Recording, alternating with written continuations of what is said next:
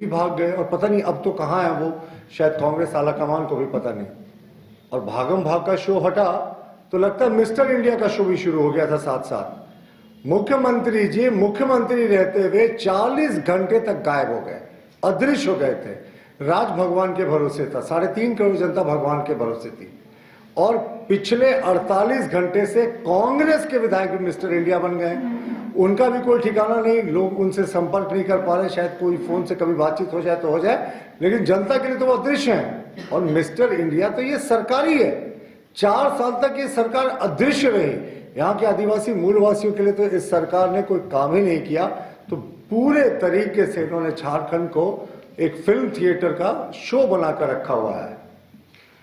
हमारा मानना है कि कांग्रेस के एमएलए जिस तरीके से भागम भाग का खेल खेल रहे हैं लगातार, अभी तो कई विभागों का बजट का 50% तक खर्च नहीं हुआ और हम इसे क्रिमिनल नेग्लिजेंस, क्रिमिनल ऑफेंस मानते हैं। इसलिए कि जब आप बजट का पैसा नहीं खर्च कर पाए और बजट खत्म होने में बमुश्किल 30-40 दिन का समय बचा हुआ है, तो आप इस राज्य की जनता के साथ अन्याय कर रहे हैं। कांग्रेस के विधायकों ने इस मुद्दे पर अपनी बात मुखर नहीं की, लेकिन वो कहते हैं ना कि वो सारे विधायक रुस गए हैं। अब शादी ब्याह में जैसे दूल्हे के फूफा को आपने रूसते हुए देखा होगा ना, तो अक्सर वो खाना खाने से भाग जाते हैं, रूस गए साहब। ऐसे ही हाल कुछ कांग्रेस के विधायकों का है, वो भी रूस गए, लेकिन जनता की समस्या से कोई मतलब नहीं। वो रूसे हैं तो अपने मंत्री नहीं बनने के कारण। तो ये झारखंड नहीं होके पूरा लाफ्टर चैनल हो गया। किसी विधायक के मुंह से आपने अभी तक ये नहीं सुना होगा कि बजट का पैसा खर्च करने में सरकार को अपनी प्राथमिकता देनी चाहिए। अभी झारखंड मुक्ति मोर्चा ने कहा कि ईडी डरा रही है। साहब, हम तो मानते हैं कि ईडी का डर अच्छा है। ये भ्रष्टाचारियों के मन में जांच एजेंसियों का डर नहीं होगा तो फिर तो वो फेल्ड गवर्नमेंट है। अब आप बात करें कि इनको सोते जागते ईडी नजर आ रहा है, तो आखिर क्यों? अगर इन्होंने कुछ गलत नहीं किया था साहब, तो ये तो डरने की आवश्यकता ही नहीं था। लेकिन जिस तरीके से आपने गलत किया, आपको पता है कि आपके ऊपर 70,000 करोड़ के भ्रष्टाचार का आरोप लगा है। और मैं आपको बता दूं, जैसे इनकी एक के बाद एक कलई खुलती चल रही है ना, तो इनके भ्रष्टाचार के जो पुस्तक है उसके पहले अध्याय का तो पहला पन्ना ही पलटा गया है। अभी तो पूरी पिक्चर बाकी है।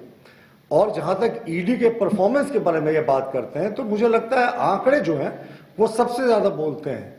इनकी सरकार जब थी यूपीए की केंद्र में, उस समय ईडी एग्जिस्ट करती थी। ईडी ने उस समय 5,300 करोड़ का इलीगल कैश और प्रॉपर्टी का सीजर किया था। ये जिस समय मनमोहन सिंह की यूपीए सरकार शासन में थी, सिर्फ 5,300 करोड़ का। और पिछले 10 वर्षों में, उनके 10 वर्षों की तुलना में हम अपने 10 वर्ष करें, उसमें भी 1-2 महीना बाकी है, तो अब तक जो इलीगल कैश और प्रॉपर्टी का ईडी सीजर कर चुकी है वो 1,25,000 करोड़ है। आप सोचें, उनके शासनकाल से भी हम लोगों ने लगभग 25 गुना ज्यादा सीजर किया। तो ये उनकी करप्शन के प्रति टॉलरेंस और हमारे प्रधानमंत्री जी की करप्शन के प्रति जीरो टॉलरेंस के बीच के नजरिए को स्पष्ट करता है। देखिए, और ईडी के मामले में ये कहते हैं कि ईडी सरकार का एजेंट बनकर काम कर रही है, तो हमें ये बताने का कष्ट करे ना। ये तो ईडी के खिलाफ सुप्रीम कोर्ट तक गए, जो लोग जेल में बंद हैं ईडी के मामलों में, कहां इन्हें राहत मिली। यानी प्रथम दृष्टया सर्वोच्च न्यायालय तक ने माना कि इनके खिलाफ कुछ ना कुछ तो बात है, और बेल जो कहते हैं as a matter of right मिलना चाहिए, वो बेल भी इनको नहीं मिला। पूर्व मुख्यमंत्री जी भी जेल में है, अगली सुनवाई उनकी होनी बाकी है। तो हमें लगता है कि जिस तरीके से पूरा करप्शन का खेल झारखंड में हुआ और एक के बाद एक उसका जो पन्ना पलटा जा रहा है ना, तो अभी एक लंबा अध्याय बाकी है।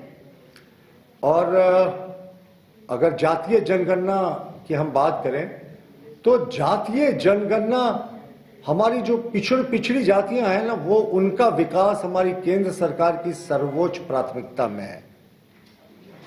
हम चालू कर सकते हैं यार? देखिए, वो सर्वोच्च प्राथमिकता में है केंद्र सरकार की, जो हमारा पिछड़ों के प्रति सोच है। उनकी जो भी विकास के लिए कदम उठाने होते हैं वो हम करते हैं। लेकिन इस सरकार को बताना चाहिए कि जब इनको पंचायत चुनाव में इन्होंने एफिडेविट किया था सुप्रीम कोर्ट में कि बिना ट्रिपल टेस्ट कराए हम अगला चुनाव नगर निकाय का नहीं कराएंगे, तो फिर ये चोर दरवाजे से नगर निकाय का चुनाव बिना पिछड़ों को आरक्षण दिए, बिना ट्रिपल टेस्ट कराए क्यों करने जा रहे थे। तो साफ है ये ओबीसी विरोधी भी सरकार है। और ये कोई पहली बात नहीं, आप देखिए पिछड़ा वर्ग आयोग के अध्यक्ष का पद जस्टिस लोकनाथ प्रसाद जी के आकस्मिक निधन के बाद 14 महीने तक खाली था, और अगस्त 2023 में इसी सरकार के कैबिनेट ने, पूर्व की हेमंत सरकार की कैबिनेट ने निर्णय लिया था कि जो ट्रिपल टेस्ट होगा, जो जातीय जनगणना होगी, वो हम कराएंगे ओबीसी आरक्षण देने के लिए पिछड़ा वर्ग से। तो हम तो इस सरकार से जानना चाहते हैं कि अगस्त 2023 का वो कैबिनेट का निर्णय, उसके बाद फरवरी में आपने अध्यक्ष की नियुक्ति की, 8 महीने तक ये सरकार क्यों सोई हुई थी। जाहिर है ना, पिछड़ों के लिए ये सिर्फ घड़ियाली आंसू बहाने वाली सरकार है। इनको पिछड़ों के हक से कोई मतलब नहीं है। पिछड़ों के हक से मतलब होता साहब तो ये पंचायत चुनाव में भी उनको आरक्षण देने की कोशिश करते और नगर निकाय चुनाव में भी आरक्षण देने की कोशिश करते। और जहां तक इनके जो सहयोगी कांग्रेस है, तो उनका तो रिकॉर्ड इसमें और भी शानदार है, ये किस तरीके से पिछड़ा विरोधी रहे हैं।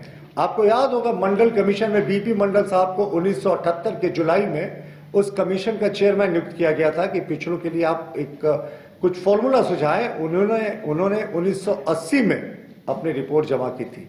1980 से 1990 के बीच में कांग्रेस की फुल मेजॉरिटी, या हम कहें ब्रूट मेजॉरिटी, राजीव गांधी ने उस समय 400 से ज्यादा सीटें जीती थी। इन्होंने 10 वर्षों तक मंडल कमीशन की रिपोर्ट को दबा कर रखा था। यही इनके पिछड़े के हितैषी होने का प्रमाण है। और आप कैसे भूल सकते हैं, राजीव गांधी ने प्रतिपक्ष के नेता की हैसियत से 1990 में point by point Mandal commission का विरोध किया था, आंकड़ों पर प्रश्न किए थे और कहा था कि यह देश को बांटने वाला प्रस्ताव है। तो आज ये घड़ियाली आंसू जो बहा रहे हैं, तो इसमें आपको वर्तमान स्थिति का भी एक बार अवलोकन करना चाहिए। पहले इनके राज्य के कैबिनेट का हाल बता दें। बैजनाथ राम जी को मंत्री बनाने का इन्होंने प्रस्ताव दिया था राजभवन में, अंतिम समय में हटा दिया, क्योंकि ये पिछड़ा, माफ कीजिएगा, ये एससी विरोधी सरकार है। इनके सरकार में एससी मंत्रियों की संख्या 0। इनके सरकार में ओबीसी मंत्रियों की संख्या उंगलियों पर गिन लेंगे, 1, 2, उससे ज्यादा आंकड़ा नहीं जाता। और अल्पसंख्यक मंत्री को हम ओबीसी की कोटि में नहीं गिनेंगे। और हमारी सरकार में इसके उलट आप देखेंगे तो ओबीसी मंत्री केंद्र सरकार में 27 हैं, 12 एससी मंत्री हैं, 8 एसटी मंत्री हैं, जो आज तक आजादी के बाद किसी सरकार में नहीं रहे हैं। और हम लोगों ने पिछड़ा वर्ग आयोग को संवैधानिक दर्जा दिया। सैनिक स्कूल में, मेडिकल कॉलेजेस में, सब जगह हम लोगों ने ओबीसी समुदाय के लिए आरक्षण सुनिश्चित किया। और इसके अतिरिक्त जो जम्मू और कश्मीर में धारा 370 के कारण एससी एसटी का वर्ग आरक्षण से वंचित था, हमने वो भी हटाकर उनको आरक्षण देने का कार्य किया। तो ये साफ है कि किस तरीके से ये सरकार ओबीसी के लिए सिर्फ लिप सर्विस करती है।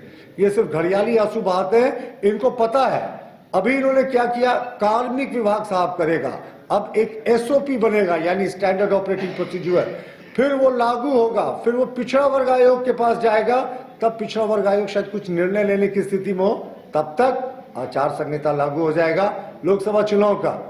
तो ये अंतिम समय में, विदाई की वेला में, ये सिर्फ पिछड़ों के लिए घड़ियाली आंसू बहा रहे हैं। ये एसटी विरोधी सरकार है, एससी विरोधी सरकार है, ओबीसी विरोधी सरकार है।